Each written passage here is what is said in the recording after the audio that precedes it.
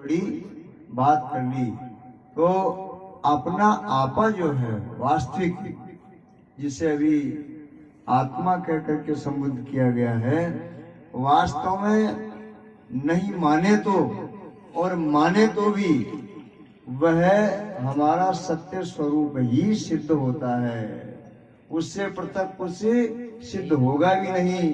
रस्सी के अंदर सांप, मृग तृष्णा का जल, ठूंठ में भूत, बंजा स्त्री के पुत्र, बाजीगर का तमाशा और दर्पण में नगरी, ये वास्तव में होते ही नहीं है, वास्तव में होते ही नहीं है। लेकिन भेद के अनुसार, अज्ञान के अनुसार, भ्रांति के अनुसार, भ्रम के अनुसार हम कल्पना कर लेते हैं, और कल्पना कभी भी सत्य नहीं होती है। आत्म सत मिथ्या मन सोई, मिथ्या सो सत्य कहीं होई। मिथ्या वस्तु कभी भी सत्य नहीं होती है।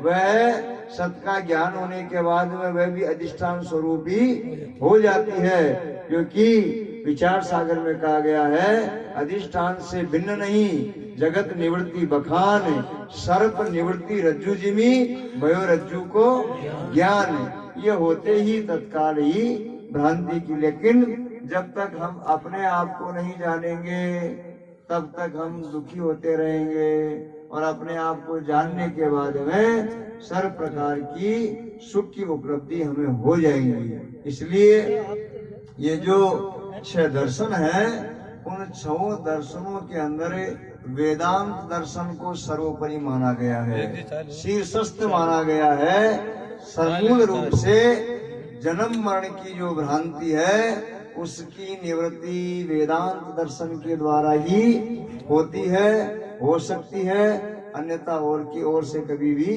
नहीं होती है। इसलिए हम इस पे ध्यान दें। अभी स्वामी जी महाराज ने, भैया जी ने इतने सुंदर प्रकाश जो डाला है, तो हम स्वामी जी महाराज कह रहे हैं, धन्य है जग में जीना उनका, निज तत्व जिन्होंने जाना है, पंच कोश अतीत निज आत्म को सत चेतन रूप पहचाना है। उन्हीं का जीवन धन्य है जो ये पंच कोशा अतीत जो आत्मा है उसको सत रूप से जान लिया है, वही मैं हूँ। नहीं तो ये मैं मेरा की जो उपाधि है यही तो मूल अज्ञान है। संत कबीर कह रहे हैं, मैं मेरी की जेवड़ी, गल बंदो संसार, दास कबीरा क्यों बंदे जाके राम आधार। राम जी भी लक्ष्मण जी को समझा रहे हैं। लक्ष्मण जी ने प्रश्न किया, हे भगवान, ये अज्ञान क्या है, ये माया क्या है, ये जन्म और मरण क्या है, ये आवागमन क्या है। तो भगवान श्री राम प्रसन्न होकर के कहा कि मैं एक ही शब्द में उत्तर दे देता हूँ, लक्ष्मण उसको आप ध्यान से सुनो। क्या? मैं अरु मोर तोर ते माया, जई बस कीने जीव निकाया। ये मैं और मेरा ही माया है, यही अज्ञान है। अर्थात आप शरीर, अर्थात आप आत्मा है, शरीर नहीं है। शरीर की आप दृष्टा है। तो पुनः हम उसी बिंदु पे आए कि देहाध्यास की निवृत्ति करके, क्यों कि ये क्षण प्रतिक्षण बदल रहा है। भगवान ने ये भी तो कहा है ना, परिवर्तन इस संसार का नियम है, और परिवर्तन से जो परे है वही आपका स्वरूप है। सब कुछ बदलता है, सब कुछ बदलता है, लेकिन आपका स्वरूप जो का क्यों रहता है।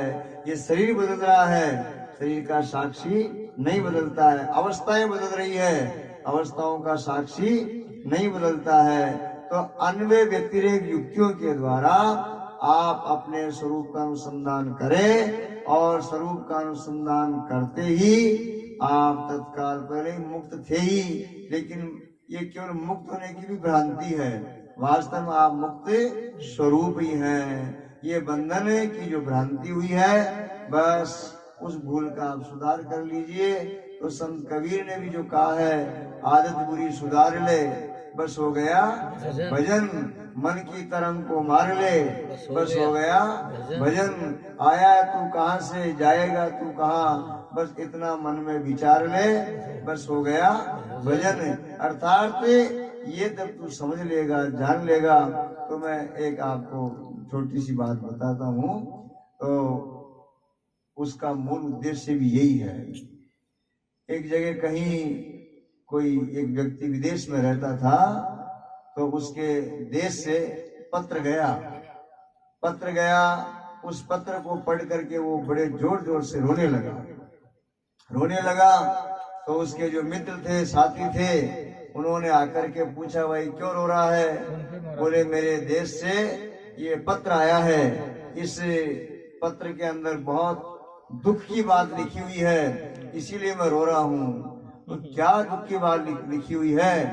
तो वो कहता है, इस पत्र में लिखा है कि मेरी पत्नी विधवा हो गई, मेरी जो पत्नी है वो विधवा हो गई।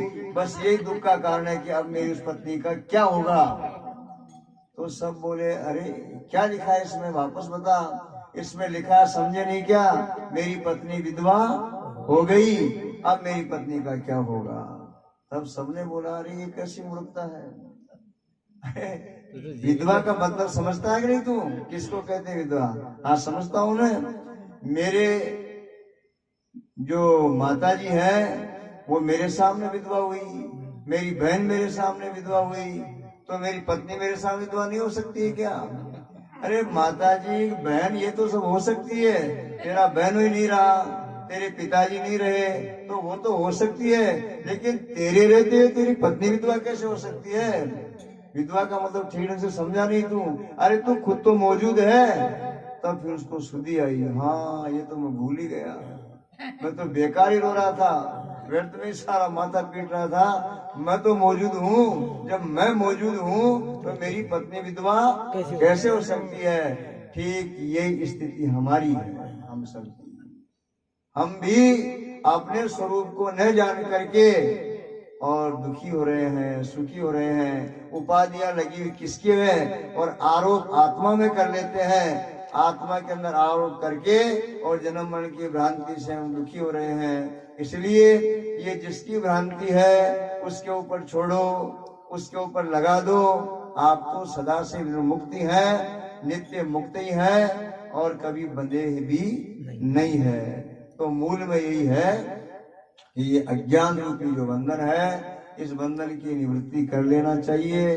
संत अचलराम जी महाराज कहते हैं, ज्ञान बिना यारो मिटे नहीं रोना। अगर जे मिले चाहे सकल विभूति, तो भी सब ठाट अलोना। काम धेनु चिंतामणि पारस मिले चाहे पृथ्वी भर सोना। अगर त्रिलोकी मिले तो क्या हो, आखिर तो सबसे हाथ है धोना।